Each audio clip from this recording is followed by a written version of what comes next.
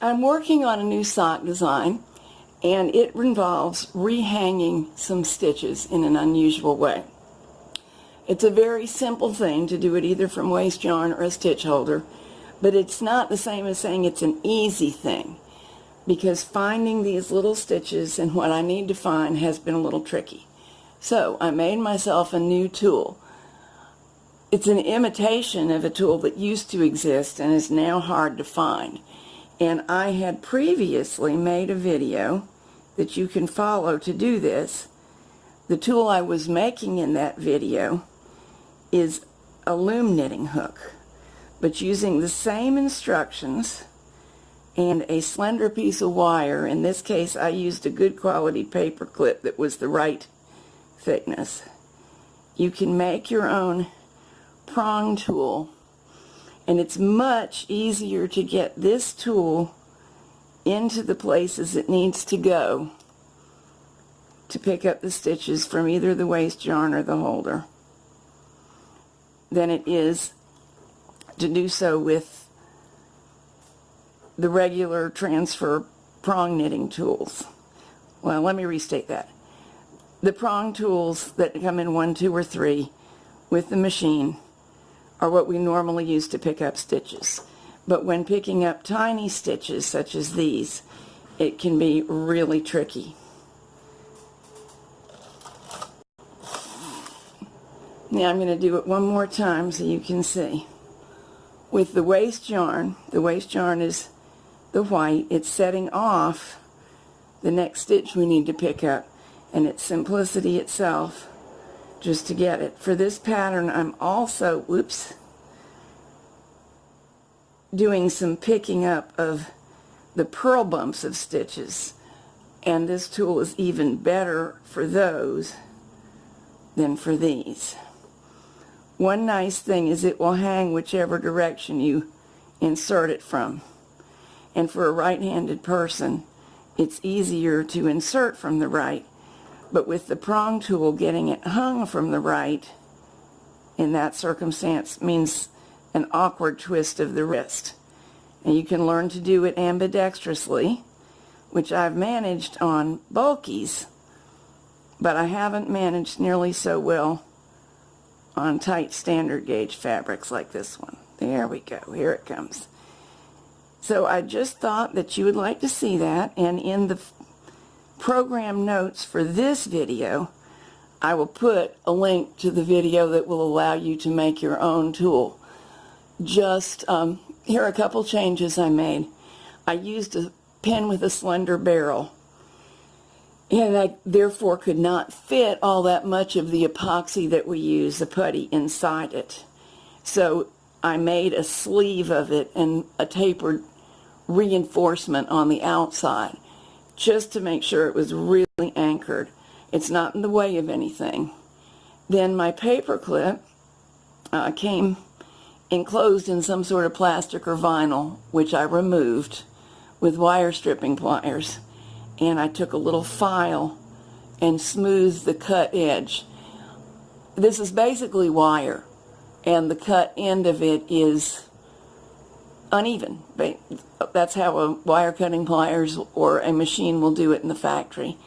So I didn't want that to snag, and I smoothed it with the file until it felt great to my fingers. A lot of files could be used, but this is what I did use. It's part of a very inexpensive set that I got from eBay, but it does the job for this sort of thing. Now I need to do some increasing by moving these stitches out, these edge stitches. Of course, I could use my normal tool for this, no problem. But since I've got this one handy, I will use it. Picking up the purl bump from the row below and hanging it. Much, much easier to find it and pick it up in this gauge than I have found it to be with the prong tool. Here I'm holding it the way it's comfortable to hold it, so I can pick it up from the top. Here's what I need to pick up.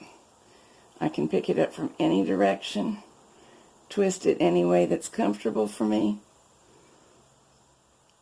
drop it and embarrass myself. And hang it back on. Ta-da. The one on the carriage side will always be the easier one to do. That's because when you pick up the purl bump, got some flexibility here, I can make some room. And see, just easier to see what you're doing. And then because of the tension mast, it'll probably tighten back up naturally and normally. You won't have to fuss with it. And let's see, the one on the opposite side from your dominant hand is also always easier to do than the other one. Do you see why? The direction that I needed to put my tool in is easier for me.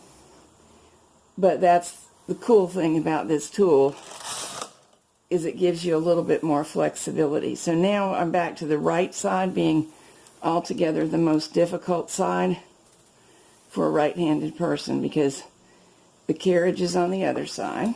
Come on now, behave yourself. There we go. A lot of times I'll do the right side by coming in from the top.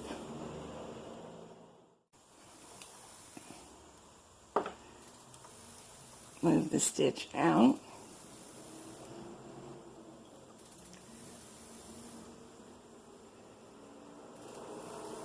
There we go. This side is the toughest side for me because it would be easier to reach in like this. And I can actually do it now. That's a miracle that I did it on camera. But the left is not my dominant hand. And the angle that you need to insert the tool is certainly easiest working like this, straight into the stitch. So that for the stitches on the left, a right-handed person has an easier time. And for the stitches on the right, a left-handed person does.